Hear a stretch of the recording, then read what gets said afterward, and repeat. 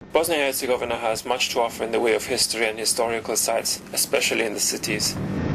And this is the city centre of Mostar with the old bridge. Let's check it out. Damage from the battles in the 1990s are still visible, acting as warnings about the horrors of war. And this is the old bridge of Mostar, restored to look like the original.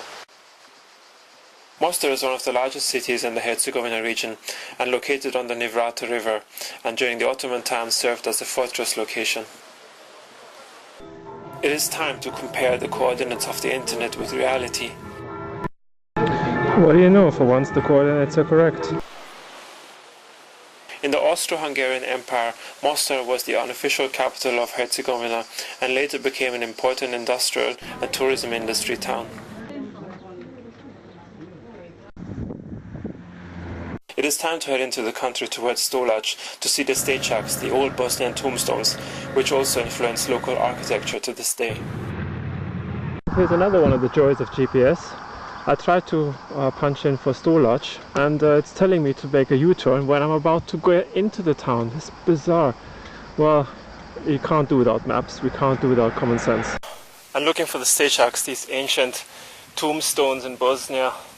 Ask people for directions where I can find them, and everybody says something different, and the GPS doesn't help because I ain't got no coordinates for them off the internet.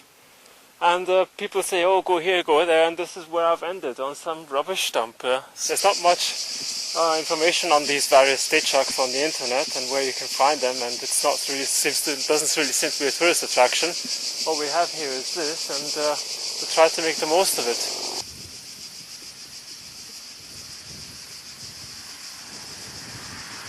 Anyway, what we have here are these modern day stečaks, and it's good to see that the Bosnians are keeping their traditions alive. So in the end I was directed to what seems to be a shop for modern stečaks. Stečaks started appearing in the 11th century and reached their peak in the 15th century. I like the artwork with horses and chariots. Excellent. But then disappeared under the Ottomans. They were used by the Christians and have Bosnian Cyrillic writing on them, but what the figures exactly represent is a mystery today. The next location of interest are the Kravice waterfalls, which are supposed to be a major attraction in the area. It's so hot, so a special thanks also goes out to Juicy Fruits multivitamin juice in Bosnia, without whom this trip would have been a lot harder. I thoroughly recommend it. And here they are, the mini Niagara Falls of Bosnia. I did find them eventually, but only after my GPS guided me to a Kravice in the Republika Srpska, which was completely the wrong direction. Locals made me aware of my error and guided me to the right location. The reason I ended up heading to the wrong Kravice was because the waterfalls were called Kravice, but not located near an area or town with that name, unlike the town in the Republika Srpska. Had I used a detailed map and information, this would not have happened, proving that while SatNav is a very useful tool, maps are still needed to plan a journey, so there is little chance that SatNav will make people stop using maps entirely and lose their map reading skills completely. Really refreshed now, just what the doctor ordered after a long day's riding in Bosnia-Herzegovina, a nice cool bath.